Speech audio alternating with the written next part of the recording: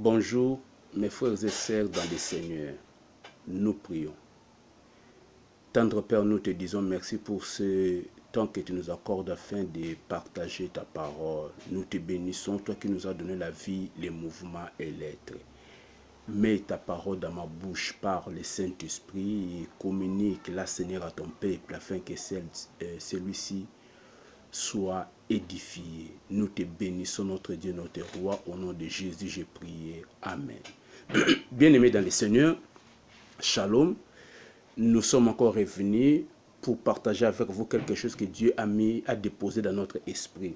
Ok, nous allons partager la parole du Seigneur dans Habakkuk chapitre 2, le verset 4. Habakkuk chapitre 2, verset 4. La Bible dit, voici, son âme s'est enflée, elle n'est pas droite en lui, mais le juste vivra par la foi. J'aimerais partager avec vous cette parole, cette pensée, cette déclaration de la Bible, c'est que Dieu a dit, mon juste vivra par la foi. Et si nous allons dans 2 Corinthiens chapitre 5, le verset 7, la Bible dit, car nous marchons par la foi et non par la vie. Vous comprenez? Mon juste vivra par la foi. Nous sommes dans un moment très difficile. Nous sommes dans un moment où les gens sont paniqués. Dans d'autres pays du monde, les gens sont confinés. Dans d'autres pays du monde, les gens circulent. Mais quel que soit le cas, que vous soyez dans le confinement ou que vous soyez libre de tous vos mouvements, une chose est vraie. Il y a la souffrance, il y a la peur. Nous ne savons pas comment vivre pendant ces moments. Pendant ces temps, les gens sont déboussolés. Les gens ne savent pas comment vivre. Ceux qui se sont confinés volontairement, ils ne savent pas comment manger. Ils ne savent pas où trouver la nourriture pour les enfants. Parce qu'en fait, le monde fonctionne à ralenti. Les gens ne vendent pas mieux. Les gens ne travaillent pas mieux. Ce qui veut dire que dans nos maisons, il y a des carences. Nous manquons de quoi manger. Nous manquons de quoi donner aux enfants. Et que faire pendant ces moments, toi qui es chrétien, moi qui es chrétien, qu'est-ce que la Bible nous recommande? Eh bien, la Bible dit, le juste vivra par la foi. Bien-aimés dans le Seigneur, nous avons à faire un choix. Soit vous vivez par la vie, soit vous vivez par la foi. Mais écoutez, bien-aimés dans le Seigneur, si vous choisissez de vivre par la vie, cela veut dire vous devez vivre selon la réalité, vous devez vivre selon les moyens que vous disposez, vous devez vivre selon la provision que vous avez à la maison, vous devez vivre par rapport à votre compte bancaire, vous devez vivre par rapport à vos moyens financiers, vous devez vivre par rapport à ce que vous attendez. C'est cela vivre par la vie, vivre par les moyens que vous disposez entre vos mains. Mais je sais que bon nombre d'entre nous, je dis bien, ne peuvent pas vivre par la vie. Parce que vivre par la vie serait suicidaire. Parce que entre vos mains, vous n'avez rien. Entre vos mains, si vous avez une provision, cette provision ne va même pas dépasser 3 jours. Cette provision ne va même pas dépasser 7 jours. Et s'il faut mettre votre esprit, mettre vos pensées sur cette provision, bien aimé, vous connaîtrez un échec, vous serez perdu, vous serez détruit, votre famille sera détruite. Voilà pourquoi, bien aimé dans le Seigneur, nous ne devons pas vivre par la vie, mais nous devons vivre par la foi. Vivre par la foi, marcher par la foi, c'est tenir compte de ce que Dieu est capable de faire pour toi. Vivre par la foi, cela veut dire compter sur les secours de Dieu, compter sur la provision divine, compter sur la banque céleste, compter sur les bienfaits de Dieu, compter sur la fidélité de Dieu. Tu n'as pas d'autre choix. Nous n'avons pas d'autre choix. C'est pour des moments tels que celui-ci aussi que nous servons Dieu sur la terre. C'est aussi pour des moments tels que celui-ci que Dieu est notre Dieu. Parce que là où les autres sont en train de pleurer, là où les autres vont pleurnicher, toi chrétien, toi chrétienne, tu ne dois pas pleurnicher, tu ne dois pas pleurer. Mais tu dois plutôt avoir foi en Dieu. Et si tu as la foi en Dieu, si tu marches dans la foi, c'est cette foi-là qui sera ton salut. La victoire qui triomphe du monde, nous dit la Bible, c'est notre foi. Avec la foi, bien-aimé, tu seras connecté aux ressources divines. Avec la foi, bien-aimé, Dieu va te mettre en contact avec sa provision inépuisable pour toi. Sachez-le que tout ce qui est visible est passager, mais ce qui est invisible est éternel. Ce qui est invisible est inépuisable. La provision que Dieu a pour toi, les ressources de Dieu à notre disposition, elles sont invisibles. Elles ne se voient pas. Et parce qu'elles sont invisibles, elles sont donc inépuisables.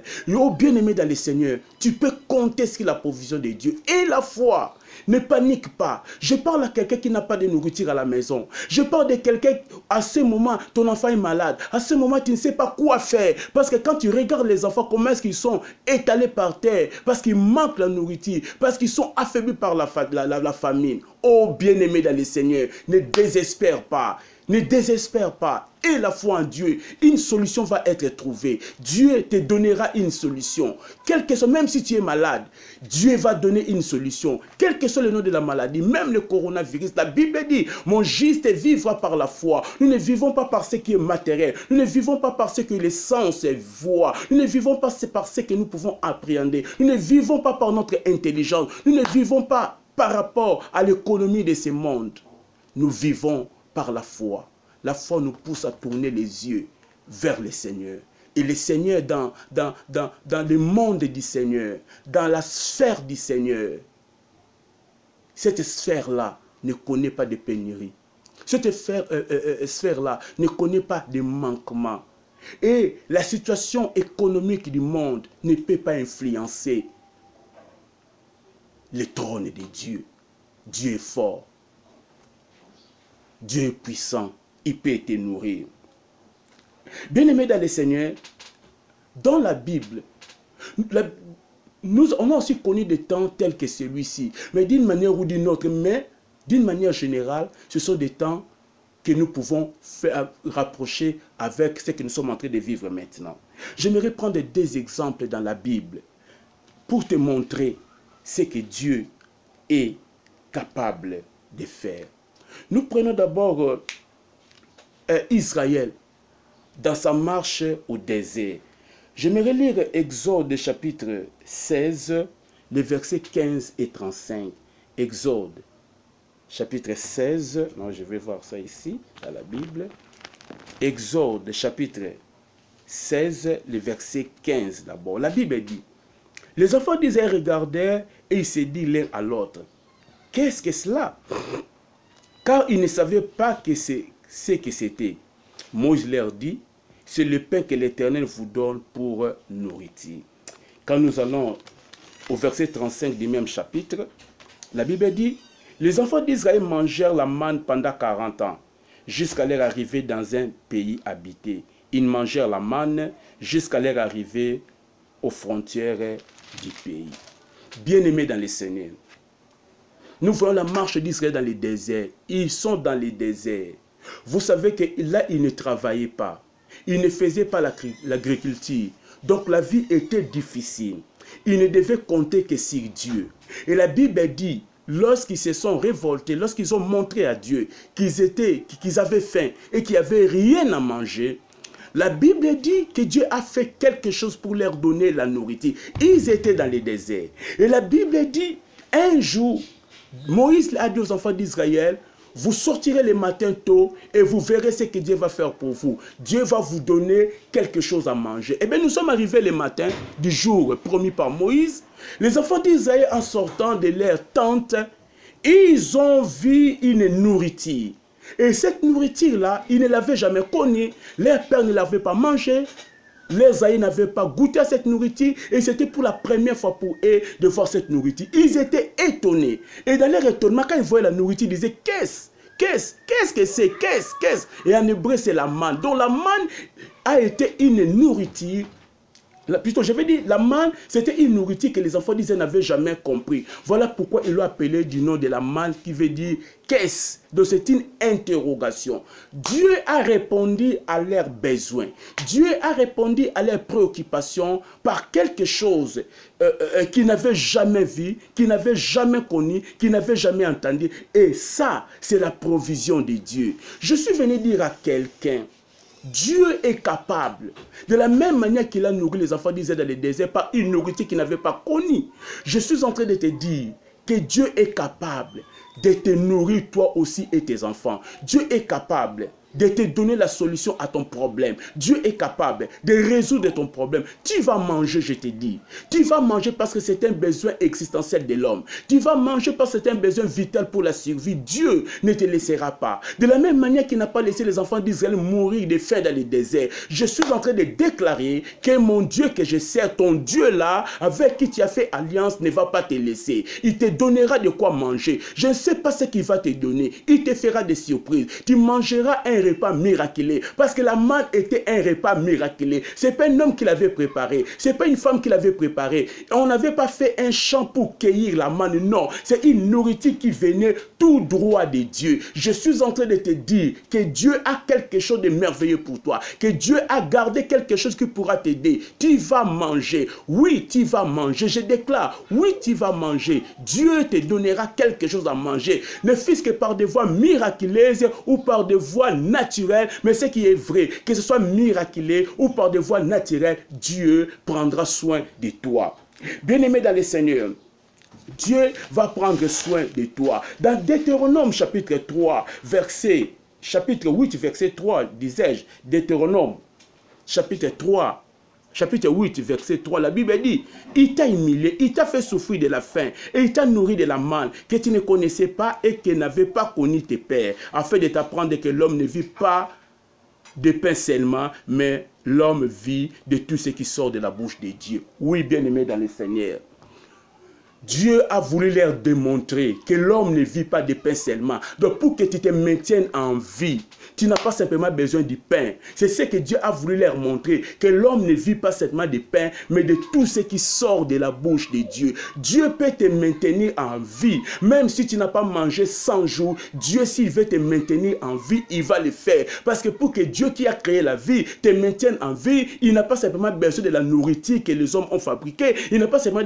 besoin de la nourriture que nous achetons. Dieu peut même te garder en vie sans avoir mangé. Mais il peut aussi te garder en vie en te donnant la nourriture. Il a montré aux enfants d'Israël que l'homme ne vit pas de pain seulement, mais de tout ce qui sort de la bouche de Dieu. Ce qui sort de la bouche de Dieu, c'est pas simplement la manne. Ce qui sort de la bouche de Dieu, c'est pas seulement la parole, mais toute chose peut sortir de la bouche de Dieu et cela va te donner la vie. Et Jésus-Christ, c'est quand il est venu. Jésus-Christ, c'est quand il est venu, il a dit ceci, l'homme ne vivra pas de pain seulement, mais de toute parole qui sort de la bouche de Dieu. En ce moment, notre véritable nourriture, c'est la parole de Dieu. Si nous avons foi et confiance en cette parole, je te dis, bien-aimé, Dieu va te nourrir. Tu ne dormiras pas affamé, tu ne mourras pas de faim. Dieu lui-même va se charger de toi. Oui, crois cela, car il a dit, l'homme vivra par la foi. C'est le moment ou jamais de démontrer notre foi au Seigneur et nous allons vivre. Le deuxième exemple, nous prenons le prophète Élie. Nous prenons le prophète Élie dans 1 Roi. 1 Roi chapitre 17. 1 Roi chapitre 17, nous connaissons tous ces passages-là, les versets 6. 1 Roi 17, verset 6. La Bible dit, le corbeau lui apportait du pain et de la viande le matin, et du pain et de la viande le soir, et il buvait de l'eau du torrent. Nous sommes au moment difficile, au moment de la sécheresse, là où les gens manquaient de quoi manger, ils manquaient de quoi boire, parce que c'était des moments tels que celui-ci.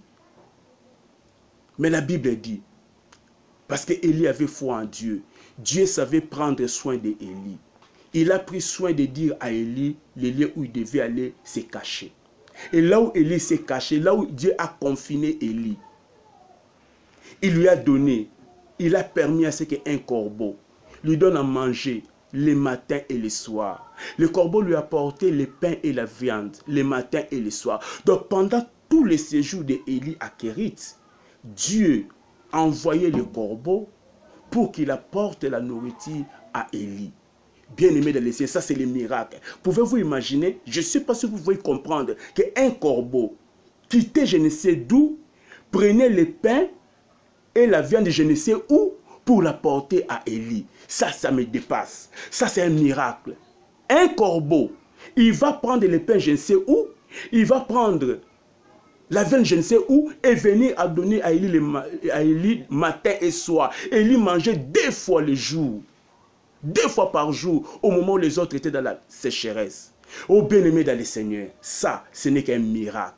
Je suis en train de te dire que le temps des miracles n'est pas révolu. Un homme de foi, c'est un homme qui est connecté au miracle. Un homme de foi, c'est un homme qui est connecté à tout ce qui est écrit dans la Bible. Un homme de foi, c'est un homme qui va revivre les miracles que les gens de la Bible ont vécu. Je suis en train de croire que tu aies l'argent ou pas, tu vas vivre les miracles. Dieu va te nourrir. Pendant ces moments difficiles, il va te nourrir. Je déclare pendant ces moments difficiles, il va te nourrir. Je ne sais pas qui sera le corbeau qui va t'apporter la nourriture. Nous savons que le corbeau, c'était un animal impie. Il ne pouvait pas entrer en contact avec Élie. Mais pendant ce moment, nous sommes dans un moment de crise. Nous sommes dans un moment où Dieu utilise tout ce qu'il veut et il envoie un corbeau. Je ne sais pas qui sera ton corbeau pendant ces temps de sécheresse, mais je suis en train de déclarer que Dieu amènera un corbeau dans ta maison. Dieu enverra un corbeau dans ta maison. Ou Dieu t'attirera vers un corbeau. Et celui-là t'apportera de quoi manger le matin et de quoi manger le soir. Tu ne mourras pas de faim. Tu ne mourras pas de la soif. Dieu lui-même s'occupera de toi. De la même manière qu'il s'est occupé de lui, il s'occupera de toi. Et vous allez voir qu'à un moment donné, Dieu a dit à Élie de se déplacer et d'aller vers la veuve de Sarepta. Nous sommes là dans 1 Roi chapitre 17, le verset 9. Là, Dieu dit à Élie, va à Sarepta, j'ai ordonné à une femme veuve de te nourrir. Alléluia. Dieu a ordonné à une femme veuve de nourrir Élie. Bien-aimé dans le Seigneur. Et cette femme a nourri Élie de manière miraculeuse. Bon, après avoir donné à Élie, mais ce qui est important, c'est que la femme a nourri Élie miraculeusement par la faveur et la grâce de Dieu pendant tout le temps du reste de la sécheresse. Je suis en train de te dire, mon frère, ma soeur, Dieu est capable de toucher le cœur de quelqu'un, d'ordonner à quelqu'un, de te prendre en charge. Ne désespère pas, n'arrête pas de prier, continue à prier. Ne promène pas des regards inquiets. Ne dites pas que l'Éternel m'a abandonné. Si tu dis l'Éternel m'a abandonné, il va aussi t'abandonner. Parce que là, tu es en train de te moquer de lui. Non, je suis en train de te dire, pourquoi dire de telles choses?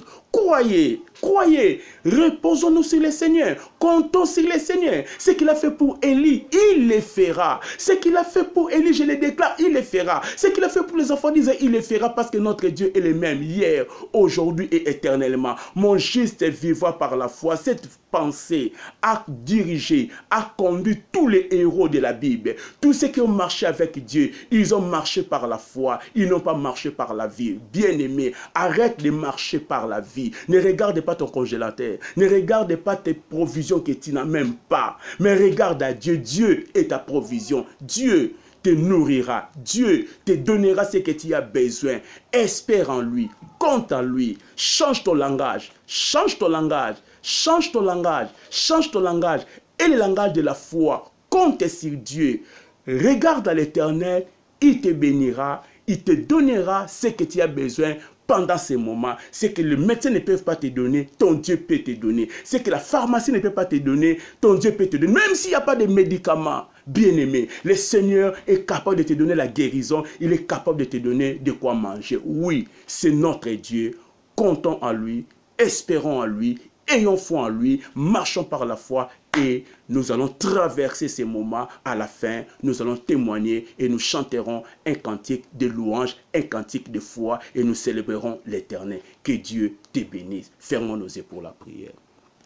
Tendre Père, la Bible dit, mon juste vivra par la foi. Regarde ton peuple, celui-là qui commençait à perdre la foi, celui-là qui voulait vivre par la vie.